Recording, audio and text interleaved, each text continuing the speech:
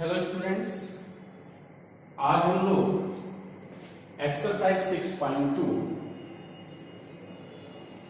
को सॉल्व करेंगे। हमारे सामने एक्सरसाइज 6.2 का क्वेश्चन नंबर 1 फिगर हम देखते हैं। फिगर दिया हुआ है, गिवन है। हमें टू पैरेलल लाइंस दी हैं AB and CD। AB and CD ये पैरेलल है और आपसे कहा गया find the value of x and y। तो ये x और ये y जब पैरेलल लाइंस हैं, इससे पिछले वीडियो में जब हमने एंगल का फॉर्मेशन पढ़ा था ट्रांसवर्सल के द्वारा जो पैरेलल लाइंस पे बनते हैं, उसमें हमने corresponding angles, alternate interior angles, alternate exterior angles और interior angles on the same side of transversal के बारे में जाना था। अब वर्टिकली अपोजिट एंगल्स थ्योरम हम पहले भी पढ़ चुके थे, हमें पता भी वर्टिकली अपोजिट एंगल्स हमारे इक्वल होते हैं। तो सबसे पहला हमारे माइंड में जितने एंगल्स हैं वो आने चाहिए। कौन कौन सा एंगल हमें x और y की वैल्यू कहां से मिल सकती है, वो चीज देखिए। कई तरह से हम इसको सॉल्व कर सकते हैं। सबसे पहले तो 50 और x लीनियर पेयर बनाते हैं, तो इनका सम 180, it means that x plus 50 180। तो इसमें अगर एक एंगल 50 है तो दूसरा एंगल 130 हो गया, ये भी क्लियर। दूसरा अगर ये 130 तो ये 130 हो जाए। अगर आप ऐसे सॉल्व नहीं करना चाहते तो 130 और y को देखिए आप कैसे एंगल है, बिल्कुल आमने सामने, वर्टिकली अपोजिट एंगल है। वर्टिकली अपोजिट एंगल्स कैसे होते हैं? इक्वल होते हैं। तो y की वैल्यू कितनी होगी? 130 होगी। y की वैल्यू हमारे पास 130 डिग्री होगी। और आप y और x को देखिए, मैंने कहा था जो पैरेलल लाइंस में अंदर की ओर अपोजिट डायरेक्शन में एंगल बनते हैं, उनको हम अल्टरनेट इंटीरियर एंगल्स कहते हैं। और ये अल्टरनेट इंटीरियर एंगल्स भी कैसे होते हैं? इक्वल होते हैं। तो अगर y की वैल्यू 130 है तो x की वैल्यू क्या हो जाएगी?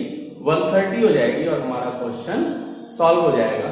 इसको हम लिखते हैं solution AB parallel to CD हमें गिवन है, AB पैरेलल टू CD। तो हम क्या देखेंगे? y इक्वल्स टू 130, y आगे लिख देंगे vertically opposite angle by figure angle y equals to 130 डिग्री। क्यों?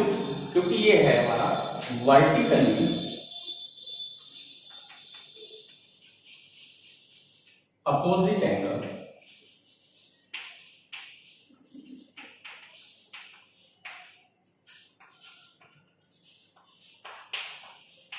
और वर्टिकली अपोजिट एंगल हमारे कैसे होते हैं? इक्वल होते हैं। y equals to 130। अब x और y ये भी कैसे होंगे? इक्वल होंगे। And angle x equals to angle y। क्यों? ये अल्टरनेट इंटीरियर एंगल है।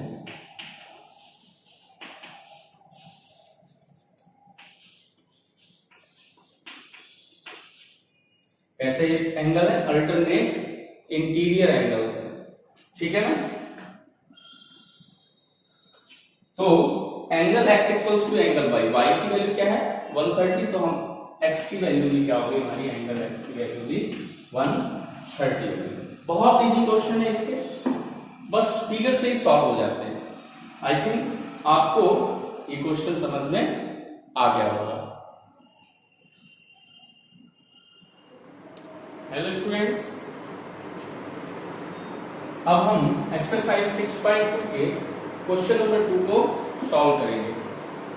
फिगर हमें गिवन है, फिगर में हम क्या देखते हैं, AB, CD and EF are three parallel lines in this given figure.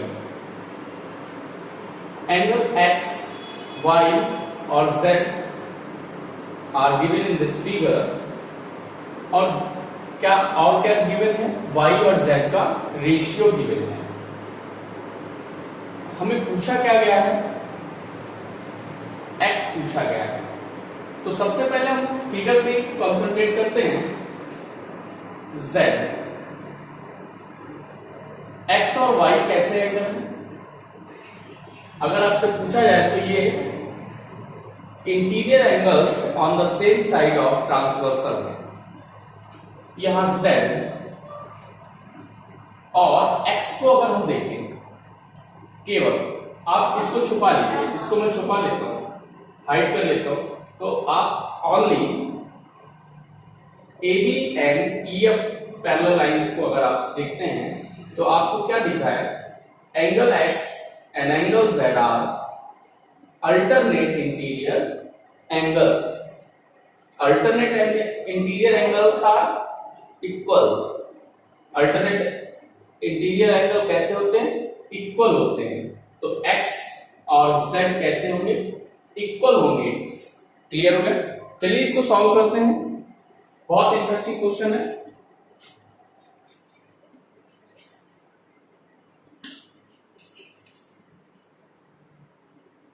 Given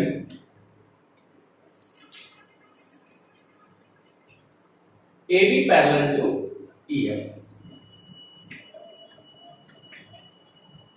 तीनों लाइंस पैरेलल आपको given, AB parallel to EF, then angle X equals to angle Z. Why? Because they are in alternate interior angles. Angle X equals to angle Z. Alternate interior angles. Alternate interior angles.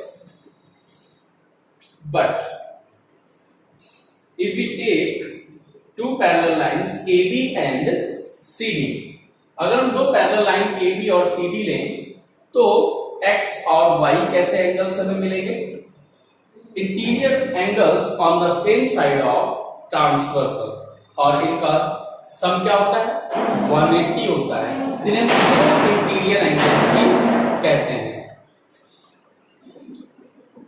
And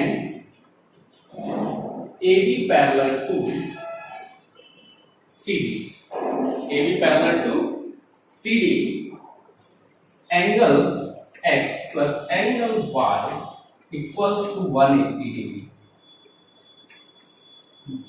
क्यों? क्योंकि ये को interior angle है।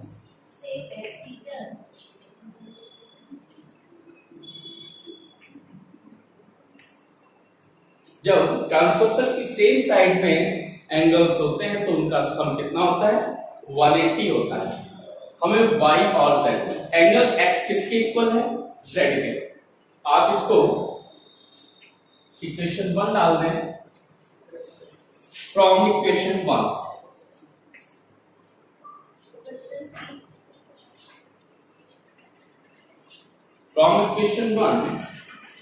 X की place पे हम क्या put कर सकते हैं, Z, angle Z plus angle Y equals to 180 degree. जब हम रेशियो रिमूव करते हैं तो एक कॉमन रेशियो ले लेते हैं, तो हम मान लेंगे late Y be 3x and Z be 7x, let Y equals to 3x and Z equals to 7x। क्या करेंगे, Z प्लस Y, यहां इनकी वैल्यू पुट कर रहे हैं, 7x plus 3x equals to 180 7x plus 3x 10x।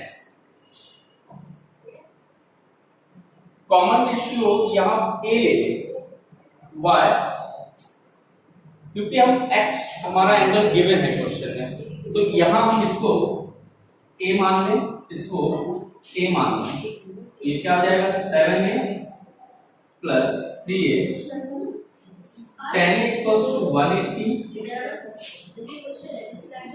and a equals to 180 upon 10 equals to 89। a की value 89 और हमें x निकालना है, तो x निकालने के लिए हमें एंगल z लेना होगा। तो एंगल z की वैल्यू क्या हो जाएगी 7a, it means 7 into 18।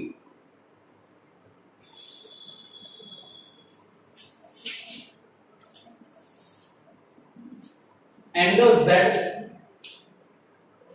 Angle x equals to angle z equals to 7 into 18।